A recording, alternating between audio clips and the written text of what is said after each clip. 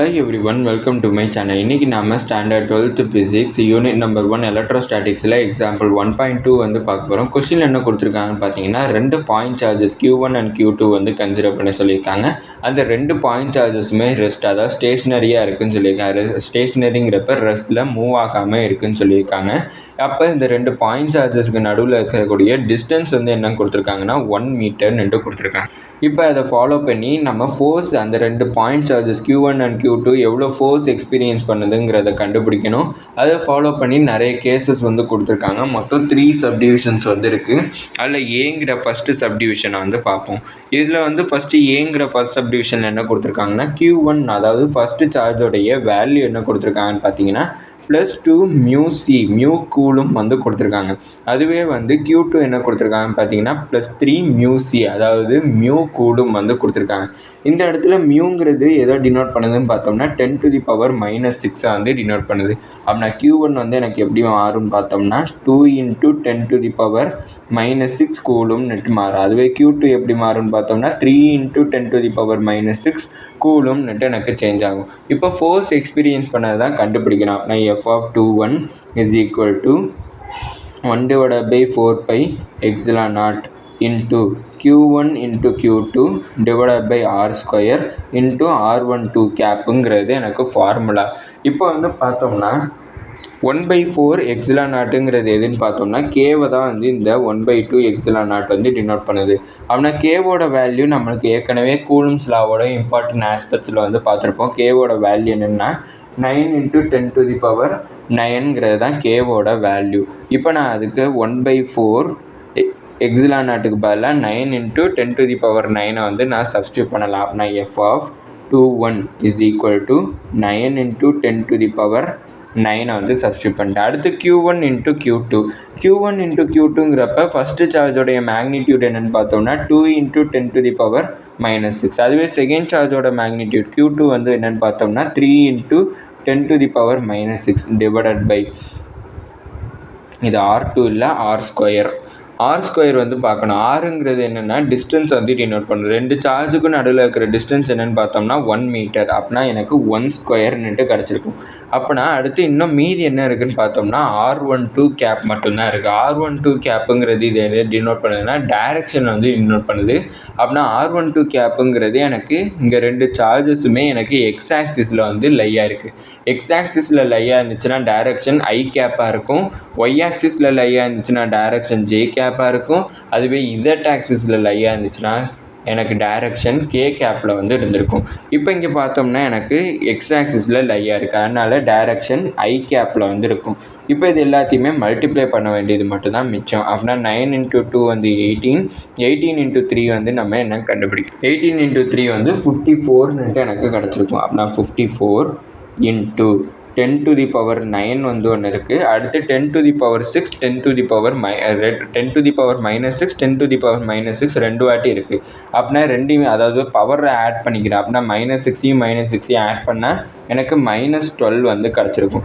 Divided by 1² பண்ணால் 1 தான் வந்து கிடைக்கும். டினாமினேட்டரில் 1 எழுதணுங்கிற அவசியம் வந்து இல்லை. அப்படின்னா எனக்கு ஒரு I கேப் வந்து கிடச்சிருக்கும்.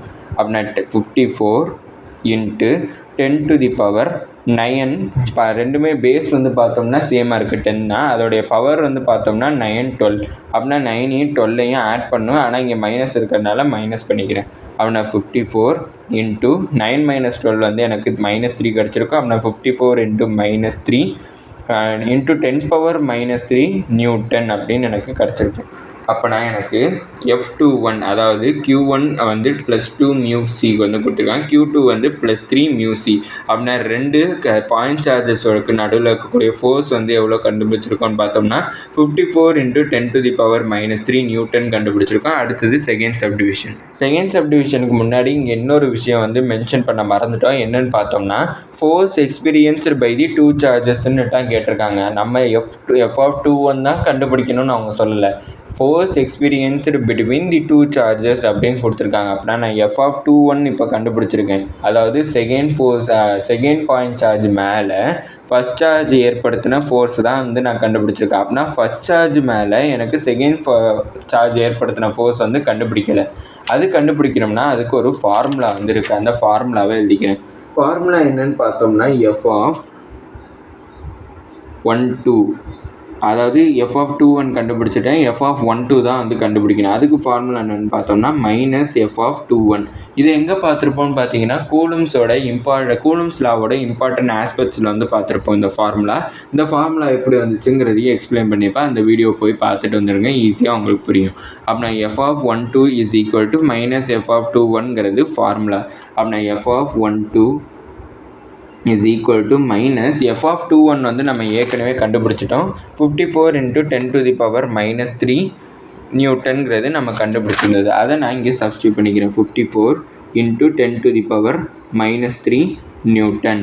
இது வந்து பார்த்தோம்னா அதோட டைரக்ஷன் மட்டும்தான் சேஞ்ச் ஆகும். என்னென்னு பார்த்தோம்னா F(21)னா இந்த டைரக்ஷன் இப்படி இருக்கும். அதுவே F(12)னா டைரக்ஷன் இப்படி இருக்கும். இது ஒன்று மட்டும்தான் அதில் நடக்கக்கூடிய ஒரு சின்ன சேஞ்சஸ். டைரக்ஷனோட ஆப்போசிட்டாக இருக்கிற டைரக்ஷன் அதில் நெகட்டிவ் சார்ஜ் வந்து வந்திருக்கும். அவ்வளோதாங்க விஷயம். அடுத்து செகண்ட் சப்டிவிஷன் என்ன கொடுத்துருக்காங்கன்னு பார்த்தீங்கன்னா Q1 வந்து +2 μc, அடுத்து Q2 வந்து என்ன கொடுத்துருக்காங்கன்னா -3 μc வந்து கொடுத்துருக்காங்க. இந்த இடத்துல மியூங்கிறது எனக்கு 10⁻⁻6ங்கிறத அந்த ஃபஸ்ட் சப்டிவிஷன்லேயே பார்த்துருந்தோம்.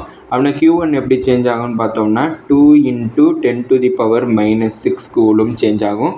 Q2 வந்து -3 × 10⁻6 கூலும்னுட்டு எனக்கு சேஞ்ச் ஆகும். இங்கே பார்த்தோம்னா Q1ங்கிறது ஒரு பாசிட்டிவ் சார்ஜ், Q2ங்கிறது எனக்கு ஒரு நெகட்டிவ் சார்ஜ். அதனால தான் +or- சேஞ்ச் ஆகிருக்கு. இப்போ வந்து பார்த்தோம்னா நான் ஃபஸ்ட்டு F(21) வந்து கண்டுபிடிக்கிறேன். அப்படின்னா ஃபார்முலா என்னென்னு பார்த்தோம்னா K × Q1 × Q2 / R2 இப்போ இந்த இடத்துல கேவோட வேல்யூ என்னென்னு போன சப்டிவிஷன்லேயே பார்த்துருந்தோம். 9 × 10⁹ தான் வேல்யூ. அப்படின்னா F(21) = 9 × 10⁹ இன்ட்டு Q1ஓட வேல்யூ வந்து 2 × 10⁻6, Q2ஓட வேல்யூ -3 × 10⁻6 / R. டிஸ்டன்ஸ் வந்து 1 தான், அதனால 1². அப்படின்னா 9 × 2 வந்து என்னென்னு பார்த்தோம்னா 18. அடுத்தது 18 × 3. 18 × 3ங்கிறப்ப எனக்கு என்ன கிடைக்கும்னா 54. இங்கே மைனஸ் இருக்கிறதுனால -54.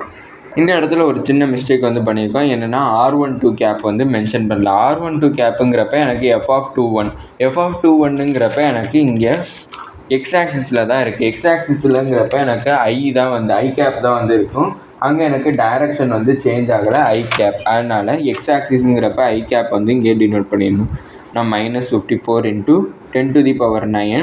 இது ரெண்டு 10⁻6 சேர்த்தோம்னா 10⁻−12 கிடைக்கும். /1². 1²ங்கிறப்ப 1 தான் வந்து கிடச்சிருக்கு. அதை அடுத்தடுத்து டினாமினேட்டரில் 1 வந்துச்சுன்னா எழுதணுங்கிற அவசியம் வந்து இல்லை. அப்படின்னா F(21) = -54. அடுத்து 10⁻9 10⁻−12 இருக்குது. அப்படின்னா 10⁻, ரெண்டுமே கம்பைன் பண்ணுன்னா 9 - 12 கிடைக்கும், I கேப். அப்படின்னா -54 × 10⁻−3 நியூட்டன் வந்து கிடச்சிருக்கு. I கேப் நியூட்டன் கிடச்சிருக்கும். நம்ம இங்கே ஃபஸ்ட் சப்டிவிஷன்லையுமே I கேப் வந்து கடைசி வரைக்கும் போடணும், நான் போட மறந்துட்டேன். I கேப் வந்து கடைசி வரைக்கும் எழுதணும். அப்படின்னா எனக்கு ஃபஸ்ட்டு சப்டிவிஷனில் F(21) என்ன கிடச்சிச்சுன்னா 54 × 10⁻−3 I கேப் நியூட்டன். அடுத்து F(12) வந்து -54 × 10⁻−3 I கேப் நியூட்டன். அதே மாதிரி செகண்ட் சப்டிவிஷனில் F(21) -54 × 10⁻−3 I கேப் நியூட்டன். இதே மாதிரி நான் என்ன கண்டுபிடிக்கணும்னா F(12) வந்து கண்டுபிடிக்கணும். அதுக்கு ஃபார்முலா -F(21). அப்படின்னா -F(21) வந்து -54 × 10⁻−3 I கேப் நியூட்டன். அப்படின்னா மைனஸ் இன்ட்டு மைனஸ் ப்ளஸ் ஆயிரும். அப்படின்னா 54 × 10⁻3 I கேப் நியூட்டன். இதுதான் செகண்ட் சப்டிவிஷனோட ஆன்சர். அடுத்து தேர்டு சப்டிவிஷன் என்ன கொடுத்துருக்காங்கன்னு பார்த்தீங்கன்னா Q1 அண்ட் Q2 ரெண்டுமே வந்து செகண்ட் சப்டிவிஷனோட ஈக்குவலாக தான் இருக்குது. ஆனால் ஒரு முக்கியமான கண்டிஷன் கொடுத்துருக்காங்க. என்னென்னு பார்த்தோம்னா வாட்டர் மீடியமில் வச்சுருக்காங்க. இது வரைக்கும் கூலும்ஸ் லா வந்து எல்லாமே எதை பேஸ் பண்ணியிருக்கும்னா ஒரு ஃப்ரீ ஸ்பேஸ் இல்லைனா வேக்யூமை பேஸ் பண்ணியிருக்கும். ஃபஸ்ட்டு நான் கூலும்ஸ் லா எழுதிக்கிறேன். F(21) = 1/4πε0 × Q1 × Q2 /R² R12 gap. அதுவே வந்து பார்த்தோம்னா ஒரு ஃப்ரீ ஸ்பேஸோ வேக்யூமோ இல்லாமல் ஒரு மீடியமில் வச்சோம்னா அப்போ கூலும்ஸ் ஃபோர்ஸ் வந்து, அதாவது வாட்டர் மீடியமாக இருக்கலாம், ஒரு சாலிட் மீடியமாக இருக்கலாம், அப்போ வந்து நம்மளுக்கு கூலும்ஸ் ஃபோர்ஸ் எப்படி இருக்குன்னு பார்த்தோம்னா 1/4 பை எக்ஸலான் நாட்டுக்கு பதிலாக எக்ஸலான்னு மட்டும்தான் இருக்கும் into Q1 into Q2 divided by R² into R12 cap. இதை வந்து கூலும்ஸ்லாம் அண்ட் இட்ஸ் இம்பார்ட்டன்ட் ஆஸ்பெக்ட்ஸில் வந்து ஏற்கனவே பார்த்துருக்கோம். அதை பேஸ் பண்ணி தான் வருது. இப்போ எக்ஸலான் வந்து இருக்குது. இப்போ எக்ஸலானோட வேல்யூ வந்து கண்டுபிடிக்கணும்னா அதோட வேல்யூ வந்து என்னென்னு பார்த்தோம்னா எக்ஸலார் இன்ட்டு எக்ஸலான் நாட். இதுதான் எக்ஸலானோட வேல்யூ கண்டுபிடிக்கணும்னா இதோட ஃபார்முலா.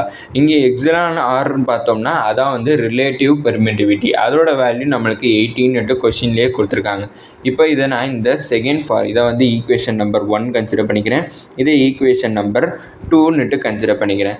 இப்போ இந்த ஈக்குவேஷன் நம்பர் 2ல் நான் இந்த எக்ஸலானோட வேல்யூவை சப்ஸ்டியூட் பண்ணேன்னா f(21) is equal to 1/4 by எக்ஸலானுக்கு பதிலாக எக்ஸலார் into epsilon naught into Q1 into Q2 divided by R² into R12 cap அப்படின்னு கிடச்சிருக்கு. இப்போ வந்து நான் இந்த செகண்ட் ஈக்குவேஷனில் வந்து மாடிஃபை பண்ணது இது. இப்போ நான் ஃபஸ்ட் ஈக்குவேஷனை செகண்ட் ஈக்குவேஷனில் சப்ஸ்டியூட் பண்ணேன்னா எனக்கு f(21) இது வந்து எதுன்னு பார்த்தோம்னா வாட்டர் மீடியமில் இருக்கக்கூடியது. அப்படின்னா f(21) in water medium is equal to நான் எனக்கு பார்த்தோம்னா எல்லாமே அதாவது 1/4 by epsilon naught Q1 into Q2 divided by R² into R12 cap. இந்த எக்ஸலார் ஆரை தவிர மீதி எல்லாமே இந்த ஃபஸ்ட் ஈக்குவேஷனில் இருக்குது. அப்படின்னா ஃபஸ்ட் ஈக்குவேஷனை f(21) எடுத்திருந்தோம். நான் f(21) வந்து எழுதிக்கிறேன். எக்ஸ்ட்ராவாக என்ன இருக்குதுன்னு பார்த்தோம்னா எனக்கு டிவிஷனில் எக்ஸலார் மட்டும்தான் இருக்குது. அதனால் அந்த எக்ஸலாரால் டிவைட் பண்ணுறேன். நான் f(21) வாட்டர் மீடியத்தில் பார்த்தோம்னா f(21) இங்கே என்ன கண்டுபிடிச்சிருக்கோம்னா -54 இன்ட்டு 10⁻³ I கேப் நியூட்டன். அப்படின்னா அதை எழுதிக்கிறேன் -54 into 10⁻³ I cap newton divided by எக்ஸலார் வந்து கொஸ்டின் என்ன கொடுத்துருக்காங்கன்னு பார்த்தீங்கன்னா 80. இப்போ நான் இந்த 54ஐயும் 80யும் டிவைட் பண்ணணும். அதுக்கு வந்து நான் கேல்குலேட்டர் வந்து யூஸ் பண்ணிக்கிறேன். அப்படின்னா 54 இன்ட்டு 80 டிவைட் பண்ணணும் டிவைடட் பை 80 டிவைட் பண்ணால் எனக்கு 0.675 வந்து எனக்கு கிடச்சிருக்கு. அந்த வேல்யூவை எழுதிக்கிறேன். அப்படின்னா -0.675 இன்ட்டு 10⁻³ I கேப் நியூட்டன். இதான் வந்து புக்லேயும் நம்மளுக்கு ஃபைனல் ஆன்சராக வந்து கொடுத்துருக்காங்க. இது வரைக்கும் 3 சப்டிவிஷன்ஸ் வந்து பார்த்துருக்கோம். 3 சப்டிவிஷனுமே வந்து இதோட எண்ட் ஆகுது. இதோட இந்த வீடியோ முடிஞ்சிச்சு. மறக்காமல் நம்ம சேனலை சப்ஸ்கிரைப் பண்ணி சப்போர்ட் பண்ணுங்கள். நீங்கள் கொடுக்கக்கூடிய ஒவ்வொரு சப்ஸ்கிரைபும் எனக்கு மிகப்பெரிய சப்போர்ட்டாக இருக்குது. இந்த வீடியோ பிடிச்சிருந்துச்சுன்னா லைக் பண்ணிடுங்க. அதுக்கப்புறம் உங்களுக்கு ஏதாச்சும் டவுட்ஸ் இருந்தாலோ இல்லைன்னா நான் ஏதாச்சும் இம்ப்ரூவ் பண்ணணும்னு நினச்சிங்கனாலும் அதை உடனே கமெண்ட் செக்ஷனில் போய் சொல்லிடுங்க. தேங்க்யூ.